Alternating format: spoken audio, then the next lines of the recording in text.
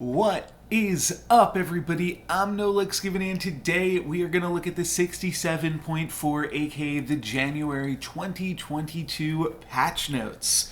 I'm also going to be talking about my giveaway at the end of the video that isn't just the typical giveaway clip that I play. I do have some additional information that I want to share for those of you that do care about the giveaway. So stay tuned for that, but let's get into the meat and potatoes of this video, the patch notes. Welcome to patch 67.4. It seems like just yesterday we wanted to introduce you to some of these heroes, and we're going to see changes on 2 of the 3 heroes that were released last patch. Changes in the air already, some significant card and hero changes, so buckle up and come take a look. And the first one that we are going to see a change to is King Midas, and I think that this is a great change to King Midas. Basically, this means that King Midas can now find questing units. That is the big change going on here. So previously, one of the strategies for King Midas was that you could pick up a bunch of Prince Arthurs. However, once you got into level 5 and level 6, you couldn't find Lancelot, you couldn't find Hercules, and you also couldn't find any other questing units as you leveled up. And all questing units are princesses and princes, and that really denied your ability to make the Prince Arthur strategy worked, which is awkward for someone claiming to be a king, not really working too well with the royals, because I think that was always an intended strategy for King Midas, but it just meant that there weren't that many royals to work with, and just in general, questing units are going to be pretty sweet. So I do imagine when you're playing King Midas now, you are really trying to consider ways that you can set up getting those quests. And it also means that your quests are super important, because you're only going to be able to do each quest once for the most part. There are ways to cheese some additional quests. You can evil twin most of the questing units if you really want another go at it. That's probably most economically efficient for Hercules and Lancelot, and then you can also Beauty's Influence and then Evil Twin your Princess White. So there are definitely ways to generate additional treasures, especially like if your first Hercules treasure generates for you a Wand of Weirding, then you can Evil Twin a Hercules, get 2 more Evil Hercules, and complete those treasures if you're somehow like super far ahead of the lobby as King Midas, which also might be a little bit of a stretch, but it's possible.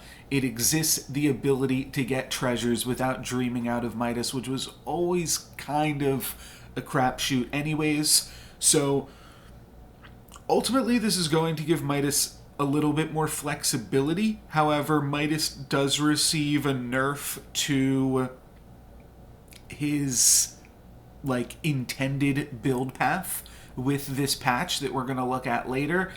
So Midas probably got worse this patch, despite getting a pretty needed rework, and it was already a pretty bad hero.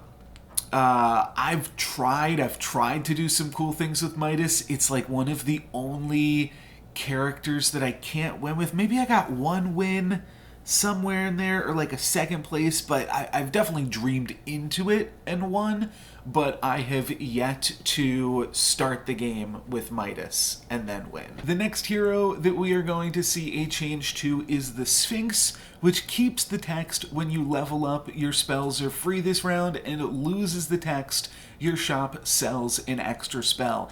The Sphinx came out of the gates a bit stronger than we wanted. The combination of multiple free spells plus a ton of selection was a riddle that wasn't difficult to solve at all. This change keeps the free spell aspect, which can pay off handsomely, but makes it a little bit trickier for the Sphinx to find all the spells they are looking for. And think this is probably the only way that you can really change the Sphinx. I also thought it was weird that they gave an additional spell to the Potion Master and then immediately doubled up and kind of overlapped on the Potion Master's mechanical identity there. Maybe, like, the Sphinx also doesn't need 2 spells in the shop on the turns where their spells aren't free.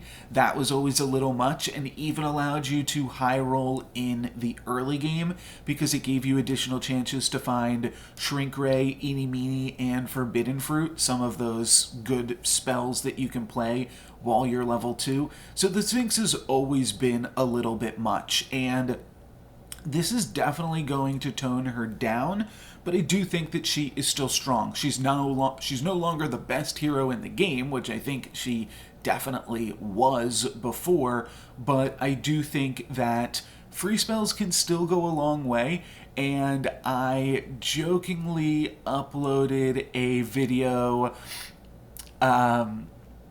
recently called, I guess this was probably 2 days ago by the time this comes out, jokingly uploaded a video called The Last Sphinx High Roll. Part of the reason I called it that is because I've already high rolled with the Sphinx on the new patch. It's still possible. You just might have to spend a little bit more gold rolling. Crystal Ball is still absolutely bonkers insane. So all of that is still really good. I think that not allowing the Sphinx to have access to double the spells on level 6 is probably good. Maybe we could see if the numbers are really bad, then maybe like just on 4.0 you get an extra spell. Something like that I think could be interesting to kind of balance it. Or like just on the level up turns. When you level up, your shop sells an extra spell and your spells are free this round. Something like that. But I don't think that we're going to see that either. The biggest thing is that... So, if you want to look at 2 spells, it costs you 1 gold to roll. The Sphinx gets that for 0 gold. It's not a huge difference. If you want to look at 4 spells, that costs you 1 gold on the Sphinx. It costs you 3 gold as any other hero. If you want to look at 6, that normally would cost you 5. On the Sphinx, it only costs you 2. So you've really got to see a lot of spells. Double the amount of spells that you see. It's not just an extra, it's double. And that just contributed to seeing a lot of spells and really being able to high roll way too easily. The high roll potential is still there, but it is not what it once was. Those are the only hero changes. So now we're going to be looking at card changes, and I'm going to group both of these together because Good Boy and Friendly Spirit are both receiving identical changes for the most part. Basically, it is the addition of the word other. Give your good characters my attack and health becomes give your other good characters my attack and health, and give my attack and health to one of your characters this brawl becomes to one of your other characters. And all that this means, if you're just playing these units like normal, it doesn't mean anything. But all of this means is that in examples of Copycat, Trophy Hunter, and Phoenix Feather, that these abilities can no longer trigger on the exact same unit. If you have 2 Good Boys, they're still going to pump each other. If you have 2 Friendly Spirits, they can still pump each other. But this is going to remove the ease at which you can gain extreme high roll potential. And I think that in the case of Copycat, this is a no-brainer. In the case of Trophy Hunter, I do think something was lost here. Because while frustrating to play against potentially, I do think that the ability of Trophy Hunter existing in the game to reach numbers in the millions and trillions, to have that just be a seed of possibility for players to dream about, I think is a good thing to have in the game, because it's sweet. Obviously, you don't want it happening all the time. Maybe Trophy Hunter is just too powerful right now, with Mummy on 3, Monster Book on 4, both of which used to be tier 5 units. Maybe Trophy Hunter is getting to do his thing a little too often. Trophy Hunter can still do his other things, and Trophy Hunter isn't really worse for wear, so I guess I would have potentially liked to have seen a way to preserve Trophy Hunter in some capacity, and it is still somewhat possible, because if you have 2 good boys or 2 friendly spirits, whichever the case is, they can still trigger onto each other. They just can't trigger onto themselves, which means it's going to be less likely that they trigger onto each other too. But this was definitely a necessary change. It's going to make endgame builds a lot more diverse, because the way that it worked out, especially on the ladder for the past month or two, is that if you get enough of a lead, including XP, health points, and gold, then you go good boy copycat, and you try to force that basically as hard as you can, and you should be able to win the lobby. So this will contribute to diversity in some aspect. It'll bring back more of the traditional good boy comps and do a lot to scale down just the copycat strategies. This is a big one on this patch. We are seeing a huge buff to Jormungand. So he's got a whole new big block of text on him that says whenever one of your other characters slay, +20/+20 this brawl. So this is really interesting and also a little bit weird in some aspects. Basically, it's going to, if you have like a Lancelot or something like that, also mean that your Jormungand is triggering. And if your Lancelot is supported by some Baba Yagas and things, that also means that your Jormungand is going to trigger additional times. So all of that is great. What's weird is it kind of, well, it's good with Echo Wood, which is good for Echo Wood, but it works like Echo Wood in a way, in that now when you have a Grimsoul die, you are going to hope it doesn't land on your Jormungand. You're going to hope it lands on one of your other units, or you're going to be playing 2 Jormungands both supported by a Baba Yaga, and that way one triggers and the other one grows as well. That, I think, is going to be one of the most common use cases, but I have seen a lot of Lancelots while playing on the beta some. But Jormungand can become quite huge now, especially with some of the other changes that we are going to look at in a moment, and is definitely what people are looking at as one of the premier endgame comps. And it's in a reasonably healthy place, because there are treasures that help make it work, there are supports that make it work, and it all feels very synergistic. It doesn't necessarily feel slay-ish, because you're normally just working with the Grimsoul, and it is still quite weird that the Slay compositions all revolve around a Last Breath unit still. But regardless, this is going to wind up being a big change to Jormungand that is going to really allow it to shine and become the slay creature that it is supposed to be. It is the level 6 slay unit, and typically wasn't even making most slay comps. You'd play like a Lancelot, a Shadow Assassin, and then Shoulder Fairies and Echo Woods. So potentially a Chupacabra. So this is going to definitely make Jormungand playable. It's also, from what I've seen, been making Riverwash Mermaid playable, which is a lot of fun too, because that is a frequently underplayed card. And speaking of frequently underplayed, Bossie is back, and Bossie has now moved to 5 cost, which I think is actually pretty great for Bossie. Now, a lot of times with dwarves, in the transition to the late game, you're either looking to move off of dwarves or you are looking to grab some lordies, and maybe you grab angries, especially if you already have the Ring of Meteors set up in some capacity.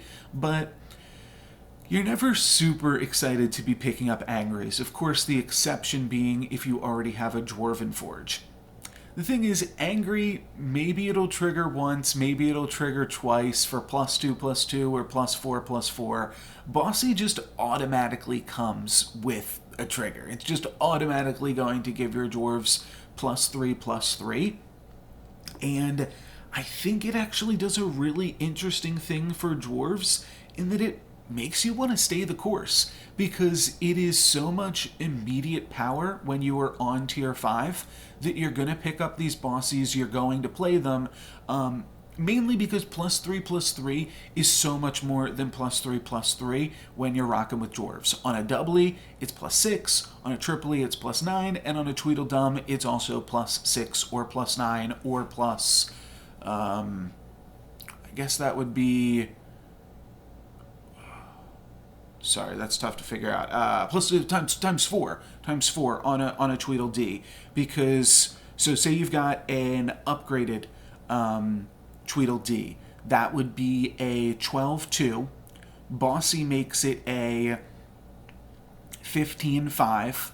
Then it's going to summon back as double that, which means it's receiving double the bonus of Bossie. So now it's been applied 3 times, and then the Bossie bonus is going to apply again. So it would be a 10/30, and then it would be a 13/33 when Bossie is said and done, and that's without any other pumps. So Bossie, I think, is now really, really good. The other thing that I think is nice with Bossie is that it allows you to, well, potentially, I mean, it can fit into arc a little bit better sometimes. This does depend a little bit, because sometimes you do want angry regardless in your arc composition.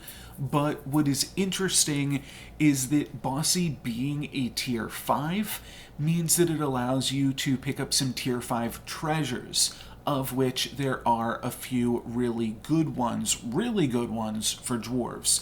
There's Ambrosia, Staff, Hand of Midas, Mimic Chest.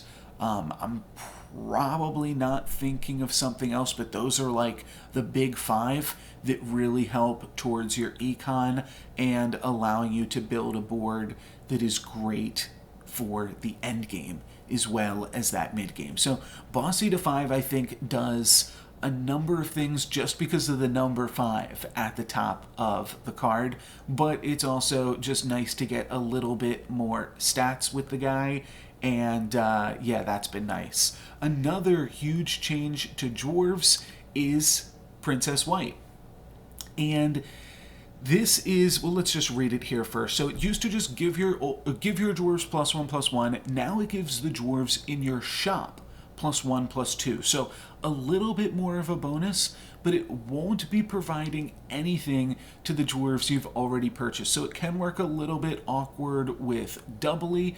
Specifically, this is probably going to impact Crafty and Fanny, but the +1/+1 isn't that huge, and the additional 1 toughness to a doubly, because you're typically not buying doubly before you've got Princess White, you're probably only buying it after, and then you immediately purchase it as a 3/5. So that definitely adds up.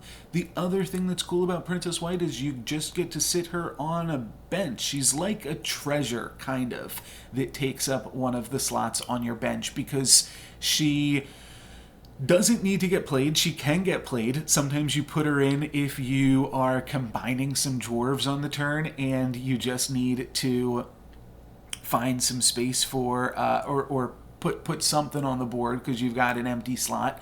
So that definitely works. And she's still buying 7 dwarves. That is still what you need to do to flip her over. And honestly, I think that this Princess White change is significantly better. I'm probably going to have a video come out on Sunday or Monday that is exploring using knighthood from Gwen on Princess White again. And that's a good sign. That means that Princess White is back. I don't think that she's incredibly powerful without the knighthood, but she's still good enough that if you see her on 3.0, 3.1, especially alongside a doubly in the same shop, she's pretty good. And I think that that is a good direction for the dwarves. She's a little bit awkward in that if you find her on like 5.2, she's total garbage, but she was basically total garbage anyways when that was happening. But she used to be better like if you already had the Dwarven Forge or something, then you'd pick her up and then you'd buy some because you're already going to be buying for dwarves, looking for treasures, things like that. Yeah, I think Princess White is pretty good. I think that's all I have to say about the Princess White and Dwarves change. It's a little bit tough for me to speak to dwarves exactly because a lot of the lobbies that I have been practicing in for the tournament this weekend are lobbies with really try-hard players, and grinders haven't been playing as much laddering. So that is going to mean that dwarves are a little bit better in those lobbies. I honestly could already show you guys like 4 different dwarves videos, just because those wind up being so much better in those tournament lobbies. And that I might just be forcing dwarves this weekend, who knows. But I should say that's also part of the reason why it delays me a little bit to switch over to creating content based on the new patch, is I gotta learn the new patch myself. I gotta practice the new patch for the tournament. I'm a little bit limited on time, and I also have some sweet videos that I still want to show you from the previous patch, and then I also need to, for my own mental sake and ability to put out videos, I need to have a little bit of a backlog. So that way, if something goes wrong or I just, I work on videos for a few days, then take a few days off creating videos. I got other stuff to do too. So that is why we have not seen videos on this patch yet, but those will be coming starting either Sunday or Monday with my introduction to Dwarves and Princess White. So you can stay tuned for that. Another huge thing on the new patch is the pumpkin patch being moved from 6 down to 5. The Pumpkin is now a level 5 character, which means it will be quite a bit easier to put together the evil pumpkin comps. And this one's a little bit weird. All of the tournament players already feel like this is a mistake. We feel like it's going to really impact the casuals players' performance of it, and you guys might know that I am not someone that is too inclined to rage at the game. That is not to be said of all of the high-level players, and I think that this patch in particular is really going to increase the salt levels at the next tournament. It's really strong. It's really strong to be able to grab these pumpkins on 5. One of the things that can be strong about it too, and I've been the victim on this side of it, is that you can now just take a ton of extra damage while you're level 5 in a way that doesn't really feel fair, that doesn't really feel right. There's also a little bit something to be said about the fact that with Pumpkin down to 5, it is now summoning more monster books, which has been moved down to 4. So monster books and Medusas are coming up pretty frequently on the pumpkins as well.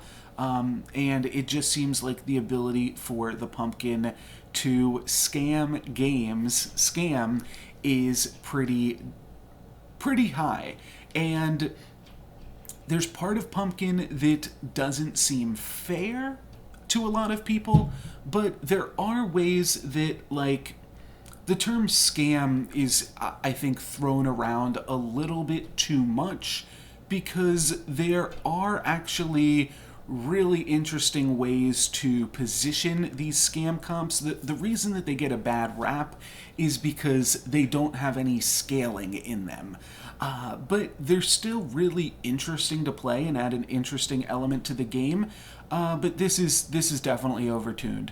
This is definitely going to help out some characters like Skip that get that extra XP, and typically Skip was saved by something like Mummy on 5. Well, now Skip can look for Pumpkin King on 5 and try to get some wins on the lobby in that capacity. So I think this is good for Skip. It's also going to be really, really insane for Geppetto, who gets to give +5/+5 to everything summoned.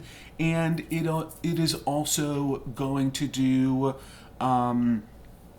basically treasures like Ring of Rage, or like Eye of Ares, or like Monkey's Paw, different things like that that are pumping all of your units are going to allow you to grab free wins on tier 5 if you're picking up some pumpkins. So all of that is really, really strong and something to look out for on this new patch. It can also, I mean, I'm at a crossroads here, because I do think that evil units need to be good. And by that, I mean, I think that evil units need to be playable. And on the past patch, there just really wasn't an excuse to make evil comps work. And now we're seeing a lot more evil comps. Probably too much. So how do you tone that back a little bit? I'm not sure. We're definitely going to see Pumpkin move back to 6 on the next patch that everyone is pretty sure of. But for now, we've got Pumpkin on 5. So enjoy it while it lasts. Our next change is to Shoulder Fairies, which is a pretty huge change. But not really a huge change to Shoulder Fairies. It's a little bit more of a change to Shoulder Fairies, I think, than the devs realized. But here's what we have. So now, I'll just read both of them, because I think it's too... Or you know what, I'll read what it says here up at the top of the screen. Stats update in shop and lock in at the start of the brawl. So it used to be that Shoulder Fairies was a trigger. It was an action, something that happened in the game, so that would trigger Echo Wood. Now it is just a static characteristic of the Shoulder Fairies, similar to Storm King and some other units. This change really is to impact Echo Wood. It's going to make it so that Shoulder Fairies no longer just makes Echo Wood immediately a purchase, which was probably a little bit too strong. We saw it a lot in various tournament lobbies. A lot of high-level players just thought it was too strong. However, this also created a... sorry, something just fell in the other room. This also incidentally wound up nerfing Ashwood, which we're going to see has some new art in this patch, but now Shoulder Fairies no longer works with Ashwood, which kind of means Shoulder Fairies no longer works with trees, which is definitely awkward. Now we are mostly going to see Shoulder Fairies work with these sleigh comps. I don't know if we could also see a change potentially to Ashwood, where Ashwood is now... So if Ashwood was no longer a triggered ability, if Ashwood just said my attack or the attack of all the trees, but it couldn't be. That would be way too complicated because Ashwood impacts all of your trees. So I don't think that is something that we will see. and it means that Shoulder Fairies, if you're playing it in these trees comps, all of these trees have 0 attack. So you need to find a way to additionally have a high attack minion. So that could be something like we've seen in the past with like my Sad Drac videos. That strategy still works, but Ashwood Elm no longer works. And I don't think you really want to change Ashwood Elm otherwise, because then that's really making round table strategies a lot worse too. So I think that this is the way to go.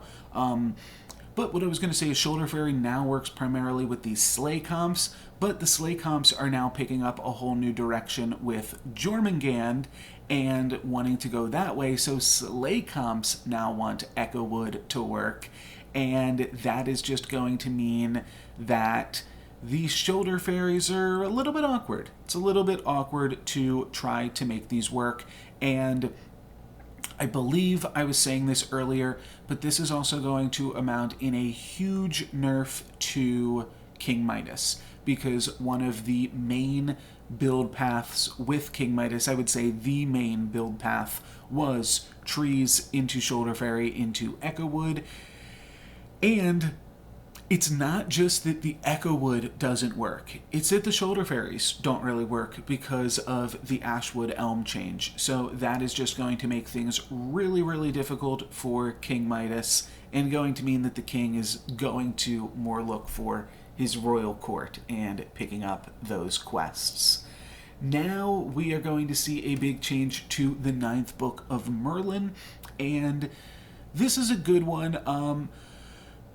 I don't know how much it really matters that this treasure costs 5 or 6, because, I mean, there is something that it does, though. So the most powerful endgame strategy now is going to be 9th book of Merlin plus Mimic Chest.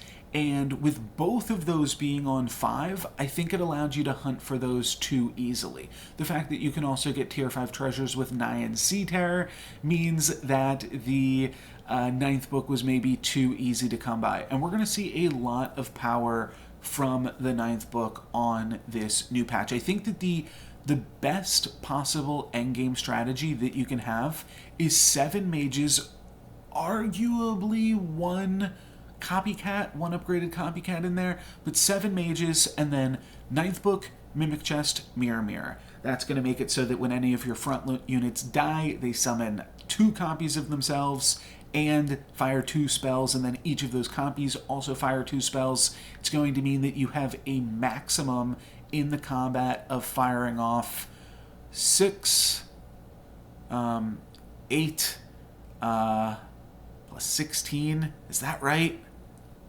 It's like 40 spells. That's going to be like the most powerful endgame build, and diversifying, just making the treasure a little bit more difficult to get to is going to be a good thing. And from there, really, it doesn't matter what mages you have. Like if you're able to pursue those treasures, it's worth just playing like a Cinderella. I was trying to think of what the absolute worst mage is in the game. Like Cinderella, you could play frontline Mad Mims. You could do whatever you want. It would be absolutely busted. So 9th book is definitely going to be strong, and it's kind of funny. They are saying, no, there's too much scam. We should move this from 5 to 6. And then also take Pumpkin from 6 down to 5. I think Pumpkin is going to overshadow the 9th book. And to an extent, maybe even the Pumpkin strategies are better in what I was just saying. Maybe you run Pumpkin, Mirror, Mimic, and Ancient Sarcophagus. Like maybe that's the best endgame strategy at this point. But 9th book is still going to be really, really good. So this says, this even says when combined with Mimic. So that is specifically what they are trying to target here, is taking both of those things off of 5 so that it splits up those treasures, and that makes a lot of sense. doesn't, yeah, like I said, it doesn't really change anything for the ninth book because, like, it's not like it's harder to find tier 6 treasures. You already want to be duplicating, like, your tier 6s anyways so that you could potentially find Pandora's box or other good things. Tier 5 and tier 6 treasures are both strong, and this is still going to allow you to do something. So I'm going to combine both of these into one. And, oh, actually, so did the dev. So, Horn of Olympus, 5 down to 4. Evil Eye, 6 down to 5. And I think this is a absolutely wonderful change for very specific reasons. I think that there's a reason that Sky Castle is on 4. And that is because tier 4 has a whole bunch of princesses and princes.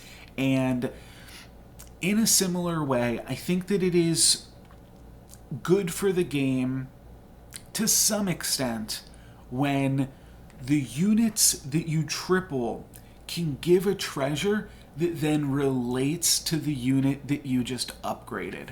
And they have to be careful with mechanics like that because that can be too powerful. But it can also mean it can also just provide a lot of, like, really synergistic things where you are able to just be more gold efficient. You don't have to use some of your gold looking for treasures and then other of your gold looking for units. You can use your gold looking for units and potentially high roll into an incredible treasure for your comp. That does mean that it's going to feel a little bit more lucky and that some of these builds are going to have a little bit more high roll potential in some potentially dangerous ways that I have already seen and already used to some extent. But here's what I'm getting at. Horn of Olympus, the main unit that treasure is good for is Riverwash Mermaid. It's good for Baba Yaga as well, which used to be on 5. When Horn used to be on 5, Baba Yaga was on 5. But Baba Yaga didn't gain that much from the Horn. It still definitely gained something, but Riverwash Mermaid gains the most from Horn because then you can put your Riverwash Mermaid in slot 7 and it is able to double up with some of your other supports and allow your units to slay and work out really well for you. Evil Eye, a tier 6, now tier 5 treasure, is the most insane treasure with Baba Yaga, which is a tier 5 unit. And we even saw over this past weekend with the Brave Princess Questing League, there was a player that tripled up on either a Gumblegore or I think it was a Green Knight, and then picked up an Evil Eye. And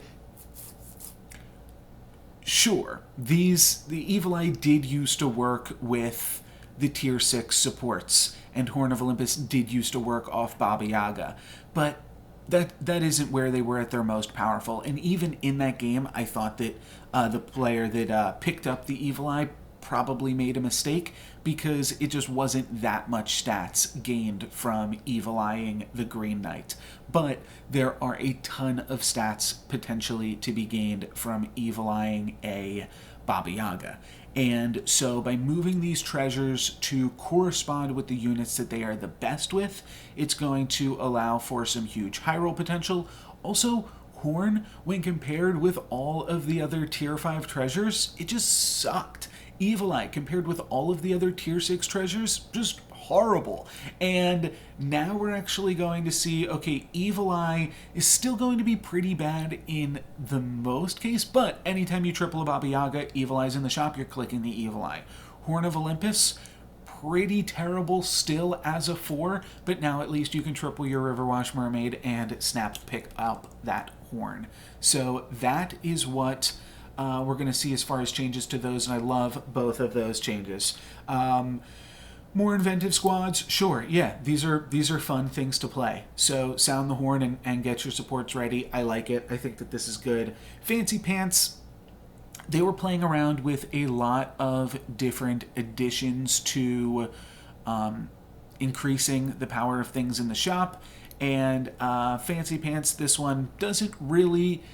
It's not huge, but it's fine. It's fair, and it's good. So I think that Fancy Pants was like somewhat undervalued before, especially because you a lot of times want to be like looking for specific things, and now it just makes the bonus, it's 50% stronger, so a lot more impactful. Seems fine. This wasn't like a good treasure by any means. It was just like one that you pick up when the other two are things that you're not looking to play. If the other options are like Dwarven Forge, Ancient Sarcophagus, and you got a bunch of princesses and princes, pick up Fancy Pants. And it's not really going to change when you'd pick it up versus when you didn't, but a nice little bonus to it. We're also going to see some treasures get removed. 3 treasures getting removed: Tree of Life, Hidden Cache, Hand of Vecna. Hand of Vecna, absolutely horrible, especially after the move of Summoning Portal to 4. There's just no need to have Hand of Vecna in the game. Don't want it at tier 3 either, or maybe Hand was the tier 3 one. I don't even remember. Hand, yeah, it just, Hand was tier 4, and then the, what's it called? It's not called Ring of Rage. Is it called Ring of Revenge? The tier 3 treasure that is kind of similar to Hand of Vecna. But yeah, Hand of Vecna was just generally pretty terrible. Hidden Cache was a really interesting treasure that I think the flexibility of it made it difficult to play around. Again, Hidden Cache was if you lose the brawl or tie the brawl, you get 3 gold. If you win the brawl, one of your surviving units gets +3/+3. Tier 4 treasure. I think that it ultimately just wound up having too many puzzle pieces. It was a little bit confusing. I kind of liked Hidden Cache is just a good stuff tier 4, because now on tier 4, Hand of Vecna's gone, which was also just kind of like mediocre good stuff.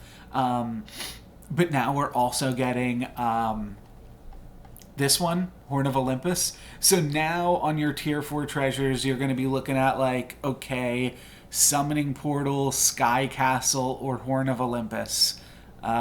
These all suck. So that can definitely be awkward and make it so that you're just skipping tier 4 treasures, but what can you do? You can't have them all just be like, I don't know. It's fine to have treasures be more specific. I think it makes the game more fun, whereas the kind of bland treasures just aren't exciting. And I think that is what they say here. Hidden Cache just wasn't fun enough to justify its slots. Tree of Life is getting cut for power level reasons, because it either did nothing or it did everything. I actually think Tree of Life was kind of interesting, and I really liked it when I was a newer player, but it does mean that if you are ahead and you have a Tree of Life, like say you're playing trees, which generally is a little bit ahead of the lobby on the early turns of the game, it just leads to absolute blowouts and dealing more damage than you probably should in a way that doesn't necessarily feel fair. So I can understand cutting Tree of Life. It does seem like another nerf to trees, which is kind of awkward, but Tree of Life with Echo Wood could also just be insane. Now that said, it's harder to get the Echo Woods, those large Echo Woods, online in this patch. I guess Tree of Life also typically, Tree of Life Echo Wood was really good with the Geppetto comps, and Geppetto has enough really great stuff going on this patch that maybe he does not need Tree of Life. New art we're going to see on Ashwood Elm and Toil and Trouble. I think Mix-a-Wizzle also got new art this patch that was not mentioned. So maybe this is just an example of some of the new art. Toil and Trouble looks good. Ashwood Elm I think is a little bit cartoony, but I don't fully pay attention to art regardless. But yeah, the Toil and Trouble looks sweet. You've got your Toil and you've got your Trouble both coming in there. And then there is a new Mordred animation as well. They're trying to make us spend 4,000 dust on Mordred if we want to see that animation. Maybe I will just play that for you guys right now if I can find a clip of that. And then there's some other bug fixes. Let's see. Reduced bonus shop time for slays. Don't get me talking about bonus shop time. Oh, they fixed the end of game slide over. That is good. The Sphinx. So I have always been afraid to... So this says if you win the brawl and level up to X13. Oh, I see. Okay. So this would be if you buy something on, let's say you buy a Wish Upon a Star on 4.1. It then becomes 4.2. You win the brawl to level up to 5.0, and then you level up for the turn on to 5.1. So this used to be that you wouldn't get free spells for the next turn, and that has such been fixed. Mordred fixed. If the summon character from the ability is transformed, the character replaces Gone Forever. That was a huge one that was in the game for way too long. Basically, if Mordred summoned something and then it got Medusa'd or Pigomorphed, it was totally gone, which was obviously totally broken. Transforming an upgraded Brave Princess into another Slay character will cause Grimsoul not to trigger that character's Slay effect. So that was just kind of a weird bug specifically for Brave Princess. If Monster Book or Ninth Book of Merlin... Oh, okay. I was like, why is this book related? But yes, this was just a weird bug that we did know about, but if you cast a fireball on the last front row enemy, it would cast a second copy on a back row enemy. So it's good to get that out of there. Here's a clip with a few small interactions from this patch. We've got 2 upgraded Jormungands, which now Jormungand is best seen as a pair. And then we've got a fullback line of Baba Yagas with the perfect treasure, the horn, the eye, and the mimic chest. We're also going to be looking at Mordred's new animation. As soon as one of our Grim Souls dies, this Echo Wood will spawn in, and that will just allow the Echo Wood to gain a ton of stats. But there you go, there is that new animation there. You see the Grim Soul dies and they get about 1,600 per trigger. That's going to put them up to 3,000, and then they are going to reach almost 4,000 from the second hit, and then we'll have one more slay. The Jormungand's will both get into almost 5,000, and that'll bring the Echo Wood to about 20,000. I think it reaches 18,200 or something. Yeah, 18,300 basically by the end of it. So there you go. There is a little bit of a look at the best new comp. You're not quite going to see it to this potential, but that is now Jormungand and also the new Mordred animation for you. And then the last thing that I wanted to talk about in this video was my January 700 gem code giveaway. And I have been pretty good at making sure that every single entry is accounted for, but sometimes YouTube doesn't show me every single notification. It doesn't show me every single comment. You know that YouTube's always doing weird things with its algorithm and stuff like that. So what I am going to do, unless it seems weird or like, I mean, all these comments are public anyways. So what I've done is I'm just going to link a spreadsheet in the video description, which will say how many raffle tickets each individual person has. And this way, I mean, you don't have to verify your raffle tickets. If you say nothing, then I'll just assume it's good.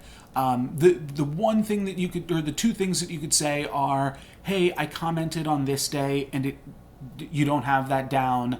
Not a big deal. I'll just verify that and then I'll add it in. And then the other thing is that you could say, just so you know, I'm not interested in the raffle ticket. I assume that most of you are. But if for some reason you don't want the gem code, if you'd rather me use it in a future giveaway or just probably re-roll this giveaway would be the most equitable thing to do so that way somebody still wins it, then just let me know that in the comments as well. But there will be a link to a Google Sheet. You can't edit the sheet, you can just view it, and then let me know in the comments if all of that works out for you. But that is going to be it for me for this one. New videos on the new patch coming soon, and yeah, that's it. If you want more information on the raffle, I'm just gonna, because I'm talking about it right now, you can find information about that at the end of any of my other videos over the course of this month, but that's going to be it for this video. Thank you guys very much for watching.